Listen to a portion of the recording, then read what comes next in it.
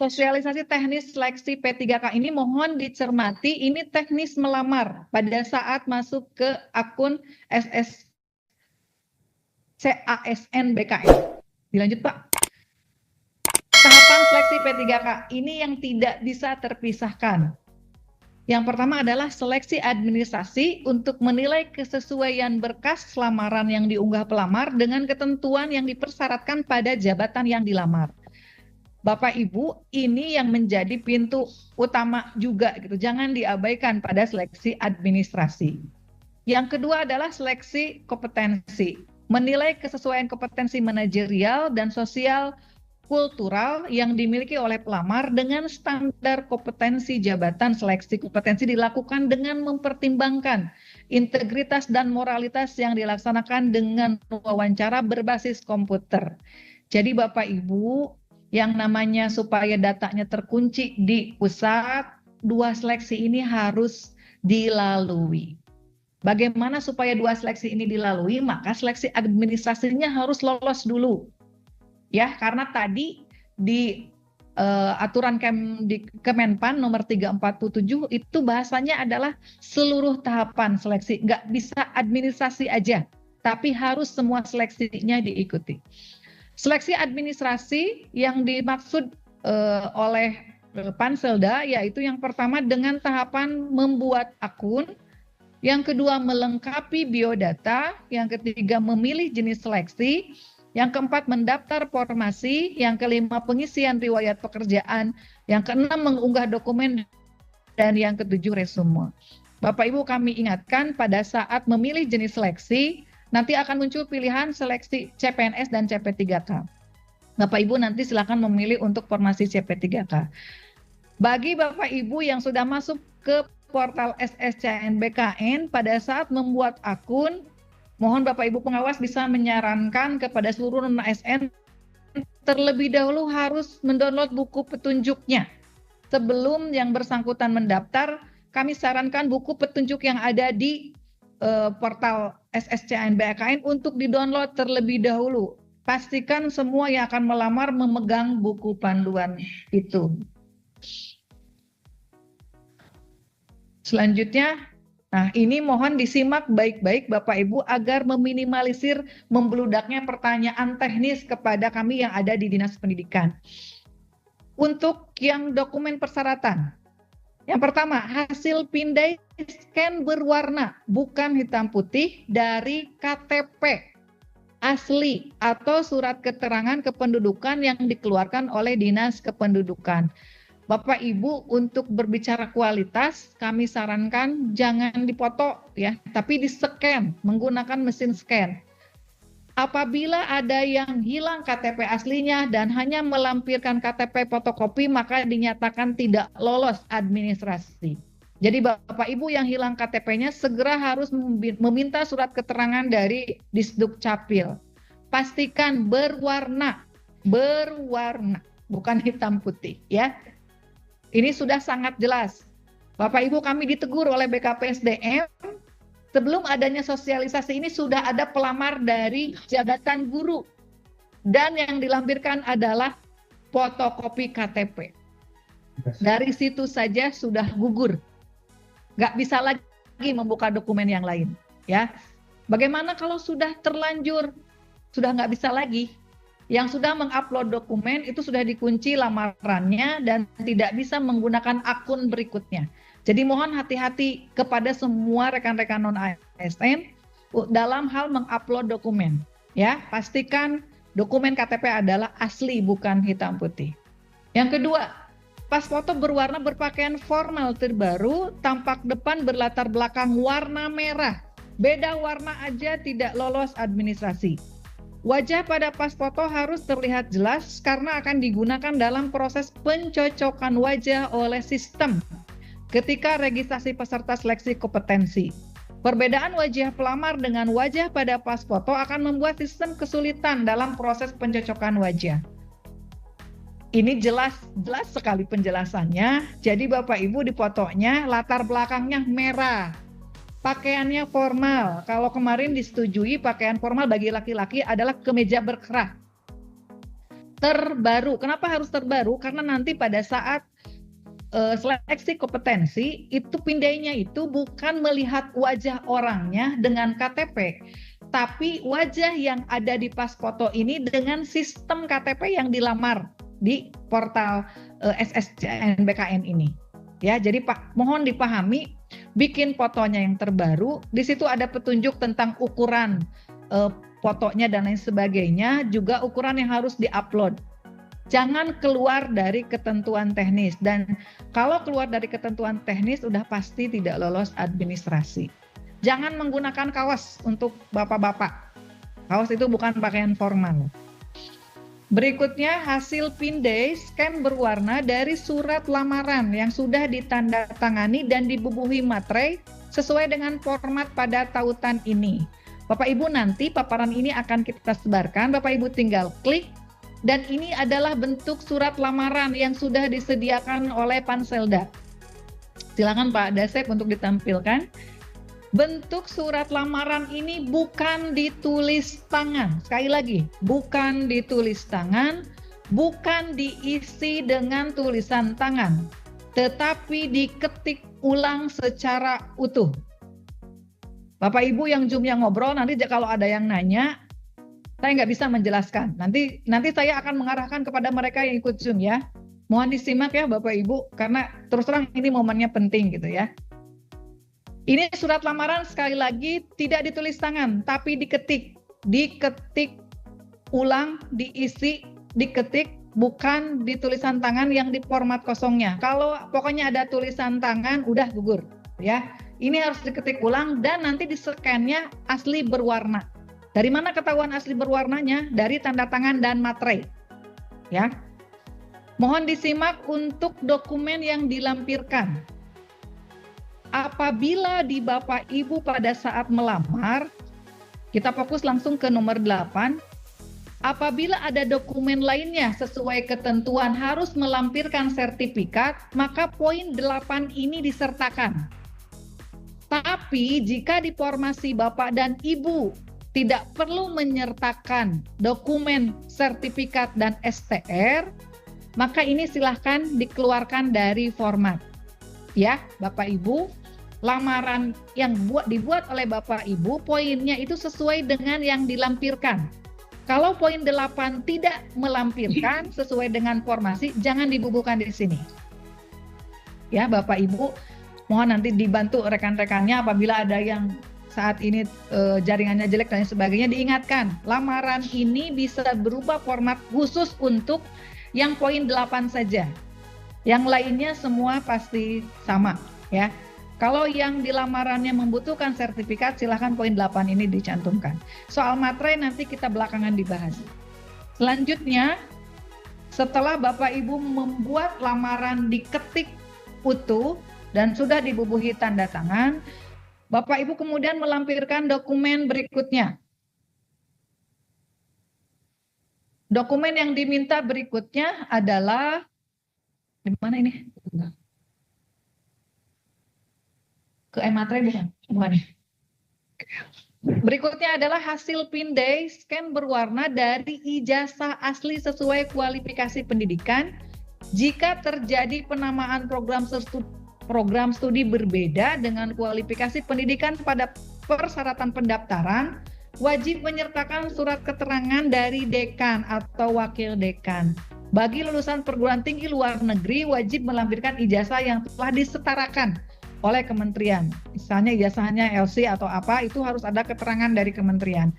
Nah, untuk ijazah ini tidak berlaku bagi mereka yang ijazahnya fotokopi legalisir, itu dinyatakan tidak bisa diterima atau tidak lolos. Semuanya harus ijazah asli. Ijazah asli yang dibuktikan dengan berwarna dan di-scan dengan jelas. Nomor seri ijazahnya terbaca dengan jelas. Itu ya. Kalau ijazahnya SMA pun sama. Itu berlaku harus berwarna, ya. Poin ini ijazah saja, belum ke transkrip ya. Poin ini adalah ijazah. Nanti yang ada lagi di belakang ini. Itu ijazah ya Bapak dan Ibu. Tidak berlaku juga surat keterangan lulus. Itu nggak bisa. Jadi yang namanya ijazah udah penijazah, bukan surat lulus, bukan fotokopi, tapi ijazah asli. Berikutnya adalah hasil pindai dari daftar nilai asli bagi lulusan SMP atau SMA sederajat, atau transkrip nilai asli bagi lulusan perguruan tinggi. Nah, kalau transkrip di perguruan tinggi itu kan jelas terpisah. Tapi kalau SMA itu yang ada di belakang ijazah. Sekali lagi, untuk yang SMA, SMP, nilai ini adalah yang berada di belakang ijazah, lampiran belakang. Bukan SHUN, bukan nilai rapot, tapi nilai yang ada di belakang ijazahnya. Jelas ya Bapak Ibu?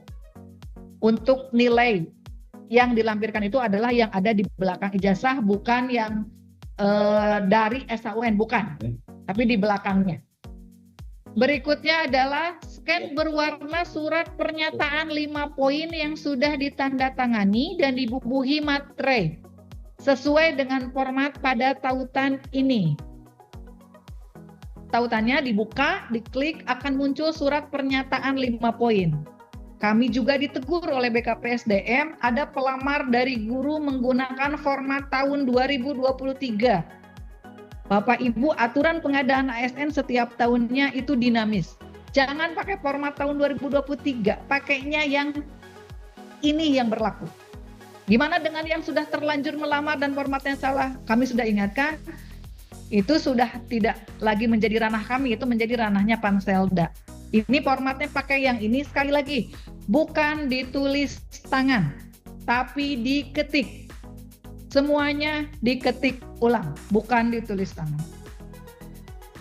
Ini sudah ada 5 poinnya, sudah tidak perlu ada yang dipertanyakan. Soal materai nanti kita akan bahas. Berikutnya, setelah Bapak dan Ibu tadi sudah memegang beberapa poin ya, surat lamaran, KTP, nilai, kemudian barusan itu 5 poin pernyataan gitu ya. Pas foto itu sudah. Berikutnya adalah, nah ini yang harus dibedakan, Bapak Ibu mohon fokus, dibedakan untuk mereka yang melamar di formasi guru dan teknis, ada 2 perbedaan format. Ya. Yang pertama, khusus untuk yang melamar teknis dulu di luar guru, adalah scan berwarna surat keterangan bekerja di bidang kerja yang relevan yang ditandatangani oleh pimpinan unit kerja. Pimpinan unit kerja yang di sekolah itu adalah kepala sekolah. Pimpinan unit kerja yang ada di perangkat daerah itu adalah kepala perangkat daerahnya. Sekali lagi, ini untuk mereka yang ingin melamar di teknis. Ya, yang melamar di teknis formatnya ini. Surat keterangan bekerja. Untuk guru, tidak ada surat keterangan bekerja karena sistem sudah terintegrasi dengan Dapodik. Jangan bertanya bagaimana dengan mereka yang ada di portal non-ASN tapi tidak ada di Dapodik. Anggap apa itu? Kalau yang tidak ada di Dapodik, artinya sudah dipastikan tidak bisa melamar di formasi guru, meskipun ada di portal BKM, ya. Karena surat keterangan bekerjanya terintegrasi dengan Dapodik. Pada mari kita tampilkan surat keterangan pengalaman kerja khusus untuk mereka yang non-guru, yang teknis Pak. Yang teknis dulu. Oke, untuk yang teknis silahkan nanti diklik, akan muncul surat keterangan yang menandatangan adalah pimpinan unit kerja. Contoh, untuk operator kecamatan akan melamar di formasi kecamatan, maka surat keterangan pengalaman bekerjanya itu dari sekolah tempat dia bekerja, bukan meminta ke kecamatan ya. Contoh, saya saat ini sebagai operator kecamatan Cisaat mau melamar di formasi SMA di kecamatan Cisaat. Saya akan meminta pengalaman bekerja saya. Kalau di situ ekskorian mungkin nanti bisa disesuaikan ya. Kalau dia aktifnya di sekolah, maka mintalah surat keterangannya dari kepala sekolah. Bukan meminta surat pengalaman ke kecamatan, bukan. Tempat dia bekerja. Ya. Ini Bapak Ibu, surat keterangan aktif bekerja ini untuk yang kemarin Pak Eka Nandangnya bisa dihapus nggak Pak Dasep? Saya ini untuk yang internal kemarinnya. Nah ini silahkan dibubuhkan nama pimpinan unit kerjanya. Kalau itu sekolah berarti ya. Di atas jangan lupa ada ya Pak. Oke bisa ditampilkan? Oh oke siap. Ada kop pimpinan unit kerjanya. Ini mah harusnya kop sekolah itu. Pada saat nanti minta di delete ya, takutnya ada yang nanti langsung tayolah gitu ya. Itu mah pasti kayaknya kalau Pemda mah. Ya, jadi nanti kopnya kop sekolah, surat keterangan aktif bekerja, nama pelamar. Kita fokus cara mengisi titik-titiknya. Telah melaksanakan tugas sebagai tenaga non ASN. Ini aktif Pak, ini beda, ini surat keterangan. Oh, ini mah aktif. Punten ya Bapak Ibu, salah membuka file. Ini aktif. Ini surat keterangan ini Pak, pengalaman bekerja. Punten ya Pak ya, saking banyak file nih. Surat keterangan pengalaman kerja itu akan gugur ketika Bapak Ibu pengalamannya kurang dari 2 tahun. Jadi pasti yang di portal BKN non ASN itu pasti semuanya di atas 2 tahun. Gimana dengan jabatan yang dilamar? Misal mau melamar ke perpustakaan, tapi kan nggak punya pengalaman sebagai arsiparis, tetap Bapak Ibu mencantumkan sebagai non ASN bekerja sudah berapa tahun, ya? Sudah berapa tahun menjadi non ASN yang berkaitan dengan kearsiparisan meskipun hanya sebagiannya. Contoh misalnya saya mau melamar di SMA, di kantor kecamatan, tetapi saya selama ini pengalamannya di SD. Nah, di SD-nya aja yang dicantumkan berapa tahun. Misal dari tahun, di situ kan muncul bulan dan tahunnya kalau tidak salah ya. Nah, di bawah. Telah melaksanakan tugas yang relevan dengan jabatan yang dilamar. Nah, jabatan yang dilamar ini lihat edaran Panselda. Tadi, kalau yang dilamar itu adalah penata layanan operasional, atau yang dilamar itu adalah pengadministrasi perkantoran, atau yang dilamar itu adalah guru ahli pertama bahasa Indonesia. Itu yang dicantumkan di situ misalnya. Oh kalau guru kata nggak ada ya di Dapodik, tadi lupa. Guru nggak pakai ini. Catat ya, ini untuk teknis sekali lagi. Contoh jabatannya. Operator layanan teknis, penata layanan operasional, pengadministrasi perkantoran, pengembang teknologi pembelajaran, itu adalah nama jabatan yang ada di Panselda. Ya, silahkan dicek, diisi nama jabatan yang dilamar. Ini contoh ya, ini contoh. Pada saat nanti dibuang ya. Contohnya nih, pengadministrasi perkantoran, ini ijazah SMA.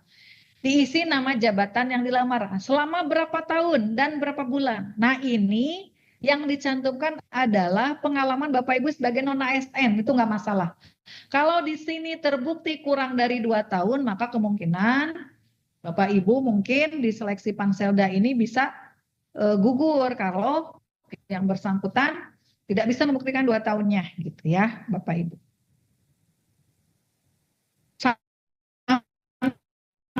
Dengan tanggal berapa gitu pengalamannya. Ini muncul tanggal. Kalau di surat keterangan bidang kerja yang relevan ini muncul tanggal. Berikutnya setelah surat keterangan Bapak Ibu juga harus melampirkan scan dokumen surat keterangan aktif bekerja. Yang tadi kalau aktif bekerja hampir sama, cuman kalimatnya nah ini terhitung sampai dengan tanggal aja. Ya, ini contoh. Ini kalau yang bidang relevan, yang aktif bekerja, Pak Dasar silakan ditampilkan. Oke, ada perpindahan ini ya.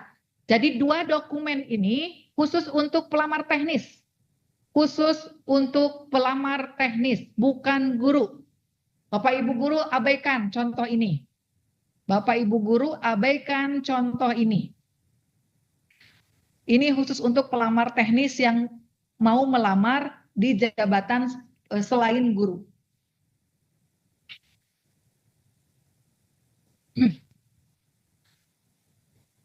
Oke. Bagaimana surat keterangan aktif untuk guru? Ini yang aktif yang teknis dulu ya.